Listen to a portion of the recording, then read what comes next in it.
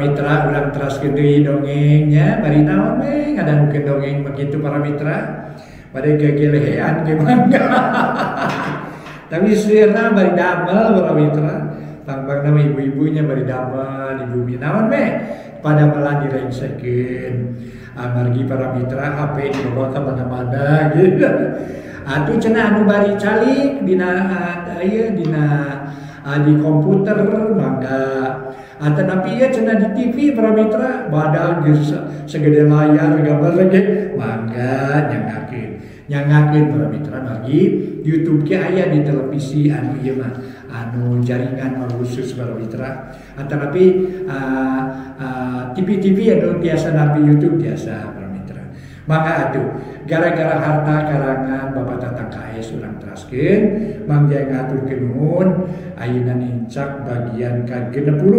wilujeng ngadangukeun.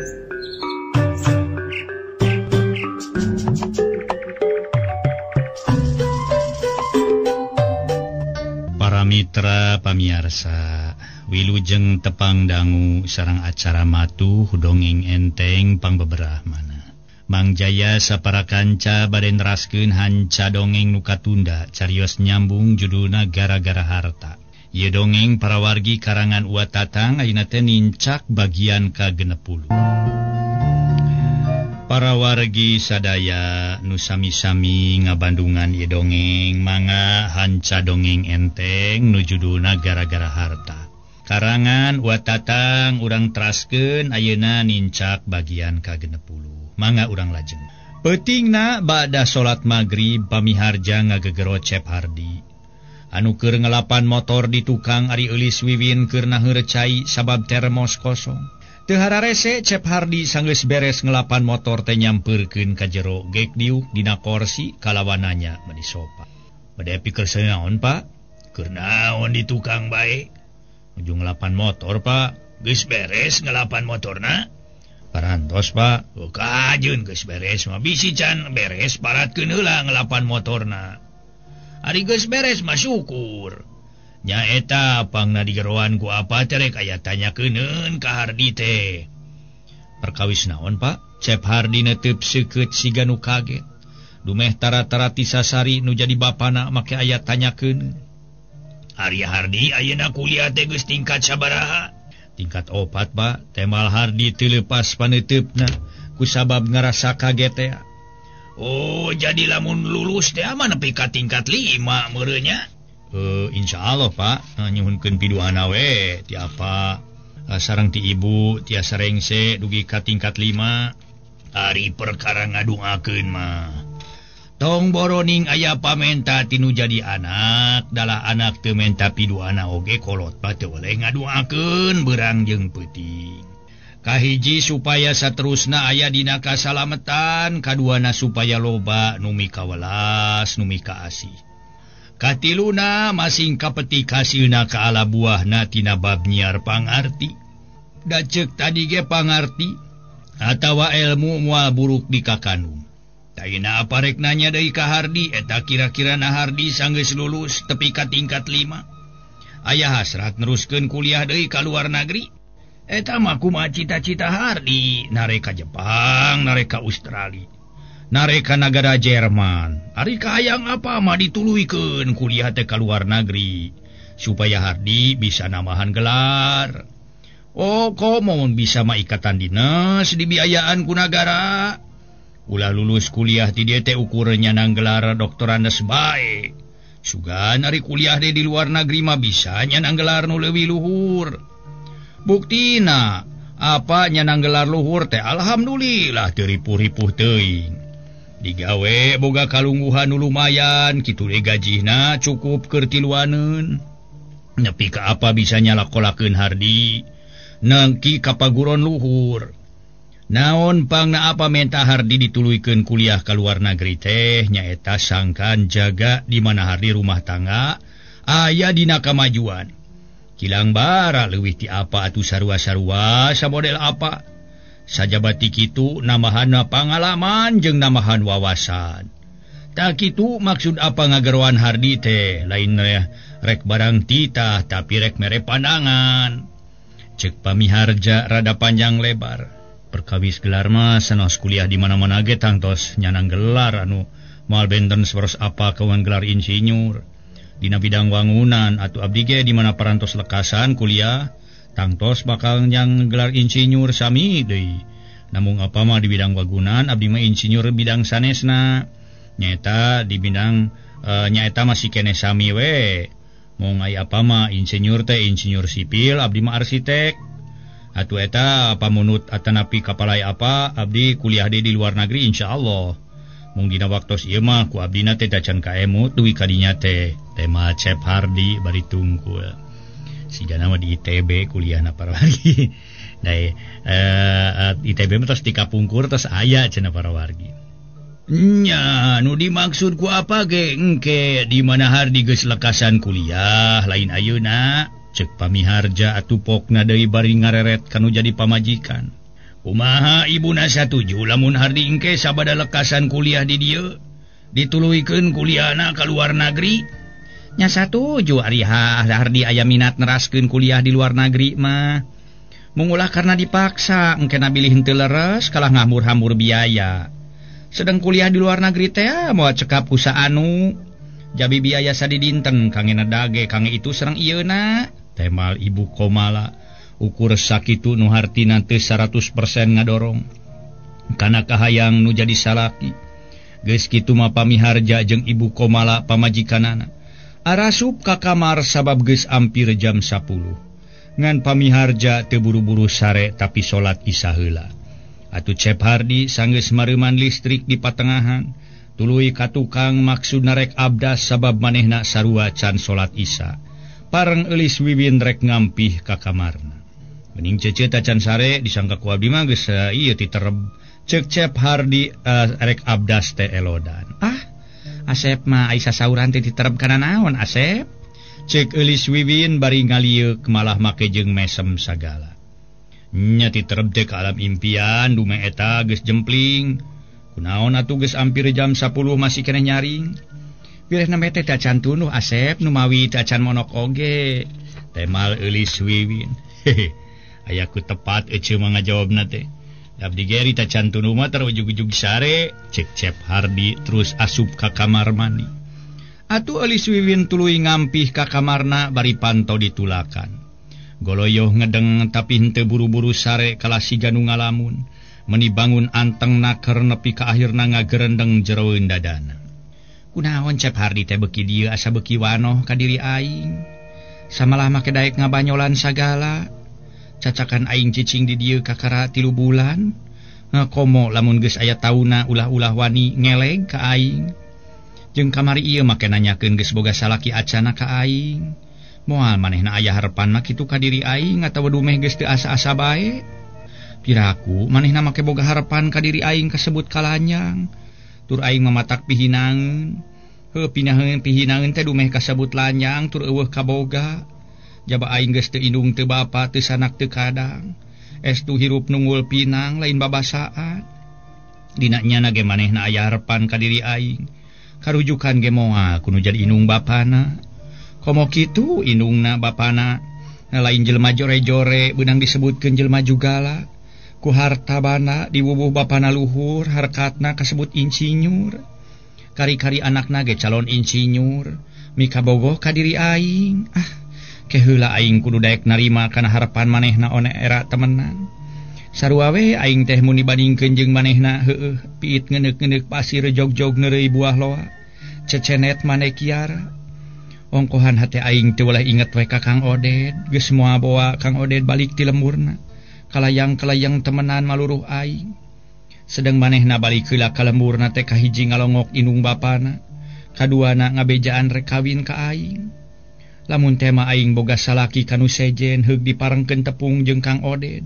Bisa kumaha teuing raheut batina. Ulah-ulah kanyanyerian aing kawin kanu sejen. Nah tukang Oded teh make balik heula ka lembur enggeus we. Boga duit cai pakaheun ge matak naon kawin. Meureun nepi ka ayeuna moal papisah jeung aing. Heueuh di mana atuh Kang Oded teh nya terus kitu jadi tentarana atawa balik deui ka lemurna. Kumaha lamun aing geus aya kana tauna henteu panggih jeung Kang Oded. Heug aya nu miharep ka diri aing. Piraku aing rek nunggu-nunggu wae lalaki nu eueuh. Sedang aing beuki lila beuki nyedak ka kolot bari leuheung nu jadi dunungan saterusna mikanya tur mika butuh keneh kana tanaga aing. Nu hartina aing masih keneh digawekeun ku nu jadi dunungan. Narajang lamun geus teu butuheun ku tanaga aing kana pasti aingnya susah deui. Balik deui kanu ngarawatan aing heueuh. Abah Jatma jeung Maunah karunya mangkani geus karolo. Piraku aing rek sapapanjangna ngariweuhkeun bae ka diri batu. Anu matak aing ngejat oge ka kota, nyaeta ngarasakeun ka manehna bari saja banyanyiar pagawean teh sugan we diparengkeun bisa tepung jeung Kang Oded. Tapi aing cicing di dieu geus aya 3 bulan teu manggih laratan-laratanana acan. Perkara Kang Oded teh. Lamun 1 tahun 2 tahun teu panggih bae maah jeung Kang Oded heug aya nu miharep ka diri aing. Keun bae rek ditarima we asal nu satimpal harkat jeung darajatna. Pada aing eueuh kaboga. Kang Oded hapunten Kang, abdi bilih teu patepang deui atuh akang bilih. Bade kagungan istri mah. Mangga we ulah ngaraos kahalangan ku diri abdi. Kitu para wargi gerentesna eulis Wiwin ras inget ka si Oded. Samalah make cuma 5 lei cipanon ngalemereh ka gigir masihan anggel. Anu teu disarungan-sarungan acan las disusut ku tungtung simut belang. Tapi kareupna sare sabab geus peuting di luareun wawangunan geus jempling. Kitu deui nu jadi dunungan geus teu kadenge batuk-batukna. Para mitra nyaan ditilih kana kitu nama eulis Wiwin mika cinta tur mika inget teh ka si Oded. Menitir sirikna peuting kapi eling beurang kapi cangcam, peuting ka impi-impi beurang kagundamkeun. Malah meni asa kapi beungeut we ngalangkang dina kongkolak matana. Memang pipikiranana lengket masket ka si Oded geus moal bisa dibangbalerkeun. Padahal si Oded teh henteu kasep dibubuh jalma kurang kaboga. Satiap dititah balanja ka pasar kudu jadi nununganana teu weleh nempoan bae lalaki. Ceuk pikirna sugan we aya Kang Oded. Tapi jo lain danya kitu ariku suka atawa ku cinta mah teu awewe teu lalaki. Teu kahalangan ku goreng patut atawa teu kahalangan ku kurang kaboga. Samodel Cep Hardi anak dununganana bari kasebut turunan nu beunghar tur pendidikanana luhur. Make aya jorojoy bogoh ka eulis Wiwin, ngancan wani pok nyarita cinta atawa aya harapan ka eulis Wiwin.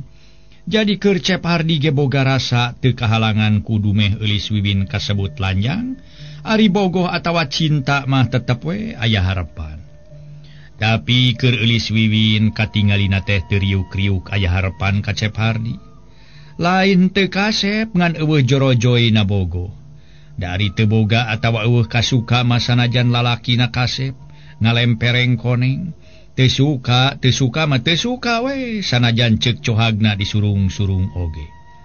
Kitu deui keur lalaki sanajan manggih awewe geulis camperenik atawa tangtunganana dohdoy oge ari teu kabiruyungan ku suka mah teu suka we. Tapi lamun suka pada suka bari disarengan ku kersana nu maha kawasa, sok aya awewe nu geulis meunangkeun jodoh ka lalaki tunanetra. Da ceuk tadi ge perkara jodoh, pati, bagja, jeung cilaka atawa kudrat sareng irodat manusia. Lain manusia nu nangtukeun tapi Allah Subhanahu wa taala anu nangtoskeun. Malikan kana perkara Cep Hardi manehna dihenteu-henteu ge beunang disebutkeun geus boga kabogo. Kabatur sakuliah anu katelahna Juwita. Samala Cep Hardi sok minang ulin ka imah Juwita. Tapi kaayeunakeun geus aya kana 2 bulana Cep Hardi tara nganyang-nganyang. Da eta Cep Hardi katarik atikat pen kagembang asmara ku eulis Wiwin. Ku dasar kitu Juwita ngarasa kaget. Ku ayeuna Cep Hardi geus tara nganyang. Dina hiji poe pareng poe Minggu anu kira-kira jam 4 sore kabeneran halodo. Juwita ini ti imah nyaritakeun kanu jadi inung nama. Rek aya beulieun ka kota pada harek nepungan Cep Hardi. Kalawan rek nanyakeun naon sababna geus lila tara datang-datang. Darek tumanya di kampus komo di jalan asa teu merenah. Atuh para mitra sadaya nu matak harita Juwita rek ngadatangan Cep Hardi. Pareng Cep Hardi harita keur ngobrol jeung eulis Wiwin di teras. Nu satadina mah eulis Wiwin dititah mai rancai tapi sanggeus mai rancai. kalawan Eulis Wibin reka tukang deui barang gawe kalah diajakan ngobrol. Dikersakeun indung bapana Cep Hardi keur kakarota. Duka rek balanya, duka ngadon pelesiran dumeh poha poe-poe pere. Sedeng anu dipake bahan obrolan ku Cep Hardi iwa nyaritakeun bapana keukeuh di mana geus lekasan kuliah di Bandung kudu diteruskeun kuliah ka luar negeri. Ari ceuk Eulis Wibin pokna bari tungkul. Atuh sae tumutkeun we kapalai tuang rama kitu mah encep. Mana kitu ge rupina moal burung kabiayaan ku tuang rama. Pami kitu sangem cohag nama dikusru-kusru kedah ngadamel kapan ieu mah dipiwarang namihan pangartos. Bener moal burung kabiayaan ku apa atawa nambah-nambah pangarti jeung pangalaman. Tapi abdi mah teu kabiruyungan hayang kuliah deui di luar negeri. Samala cita-cita abdi mah di mana geus lekasan kuliah tur nyanang gelar insinyur, hayang digawe we pikeun nyumponan cita-cita abdi hayang rumah tangga. Jelas nama hayang buru-buru boga pamajikan abdi teh ceuk. Tema Cep Hardi. Si horeng embung neruskeun kuliah ka luar negeri teh geus kabiruyungan hayang buru-buru boga pamajikan atawa ngawangun rumah tangga. Kutan Asep teh parantos aya maksad bade kagungan bojo. Pami kitu mah rupina teh kagungan picaloneunana, ceuk Eulis Wibin ku ayeuna mah jadi neuteub. Puguh we geus aya mah, tapi lain picaloneun, ari kasebut picaloneun mah kudu geus ditanyaan. Ieu mah kakara implengan. Ka urang mana Cep? Eulis Wibin akhirna jadi kapapanjangan. Nepi kaboga pigaweun ge can kagarap da eta kaselang ku Cep Hardi ngajak ngobrol. Ka urang jauh deukeut ceuk eta kira-kirana satuju lamun abdi geus aya harapan kitu ceuk. Cep Hardi ngadon tumanya kitu ka Eulis Wibin. Siga nu ngajojoan kan eusi hate Eulis Wibin. Ari tema Eulis Wibin pokna bari imut. Eta mah teh langkung Asep jalan Asep nu bade kagungan harapanana. Nya ieu mah kumaha ceuk hate cece kira-kirana lamun geus abdi aya harapan satuju henteu. Cep Hardi nanya deui bari teu leupas paneuteupna. Harita teh samalah make numpangkeun leungeun kana leungeun Eulis Wibin anu keur harita teh numpang kana meja marmer. Para mitra anu mulia nu sami-sami ngabandungan ieu dongeng. Harita Cep Hardi nanya deui bari teu leupas paneuteupna samalah make numpangkeun leungeun kana leungeun Eulis Wibin anu keur numpang kana meja marmer. Eulis Wibin harita ngajawab, "Nyiringan we Asep tos kabiruyungan aya harepan mah." Temal Eulis Wibin atuh puguh we Cep Hardi ngarasa bunga. Aya jawaban kitu ti Eulis Wibin dianggapna ku Cep Hardi mah Eulis Wibin satuju atawa rek narima kana harapan manehna. Padahal Eulis Wibin nyebutkeun satuju sote lamun Hardi aya harepan kanu sejen lain ka manehna. Nuna ieu ceuk aya sapamadegan mah jeung abdi ceuk Cep Hardi bari harita teh nepakan leungeun Eulis Wibin. Kitu anak guru tak teh aya semah tayalian Juwita. "Assalamualaikum." Juwita uluk salam atuh para mitra Cep Hardi curinghak gancang ngalesotkeun leungeun Eulis Wibin. Kitu deui Eulis Wibin gancang ngorejat nangtung bangun reuwas. "Waalaikumsalam, aya geuning Juju?" "Jeung saha Ju?" Tema Cep Hardi bari beungeut rada bareureum. Atuh Eulis Wibin gancang ka jero kitu soten lain nyingkahan semah atawa teu ngahargaan ngan era dumeh tadi keur dicekelan leungeun ku Cep Hardi ari katamah-tamah inget kana pigaweun. "Kumaha teu ngaraos kaganggu ku Juju wireh Hardi nuju asik ngobrol?" Ceuk Juwita caritaana rada daria bari unggah. "Yoh, kaganggu naon dah henteu keur naon-naon Hardi mah. Tos di manjer ka mana Juju teh?" "Nah aja we ka dieu nu mawi nuju ka dieu oge. Angkat ka mana ari ibu sareng apa meni asa sarepik ieu?" Tema Juwita tuluy nanyakeun indung bapana Cep Hardi. "Ka kota duka bade naon?" Tema Cep Hardi. "Panginten Hardi katinggalinana meni tenang ari ibu sareng apa teu araya mah. Dup istri nu bieu teh saha Har?" Juwita nanyakeun Eulis Wibin. "Rencangna ibu tah maju." "Oh, disangke ku Juju mah wargi Hardi atana pipieun. Wira eta katinggal Hardi nyepengan kana pananganana. Tegepnya kagungan lanjang teh Har. Ku salangkung mah moal aya nu nyangki babu." Ceuk Juwita nyebut babu. Inti sarina mangahina ka Eulis Wibin dumeh ku Cep Hardi disebutkeun lanjang. "Ari mamah jeung bapa kumaha sarehat Ju?" Pangesto waktos ieu mah kunaon atuh Hardi tos lami tara ka ditu-ditu mun tos hampir 2 sasi. Kumanya ari balik tas kuliah teh sok carape ju. Beureun ku jujuge lah karasa ari liar teh sok sahoream. Tema Cep Hardi nyebutkeun cara rape. Geuning sisiran tenen ayeuna mah aya unggalan cape sagala. Panu kapengker-pengker mah sanaos wayah kumaha ge tara aya cariosan cape. Kunaon tuh ayeuna mah Hardi meuni tara ka ditu. Kapok kitu wereh unggal ka ditu tara dihormat ku tuangeun atanapi ku leueteun. Kumaha da kayaan di juju mah sakitu buktosna keng disanggемkeun kirang kagaduh. Benten sapros di dieu sagala aya.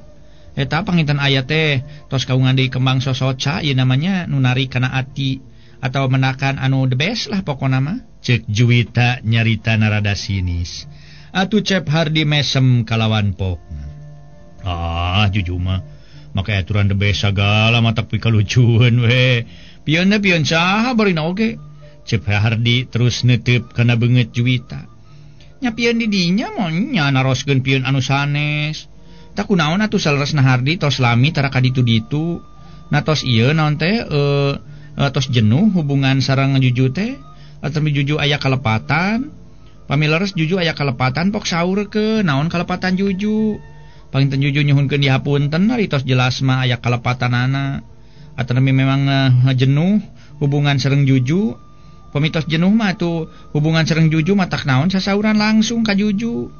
Tos bosan hubungan da Juju ge moal patah hati asal jelas we alesanana.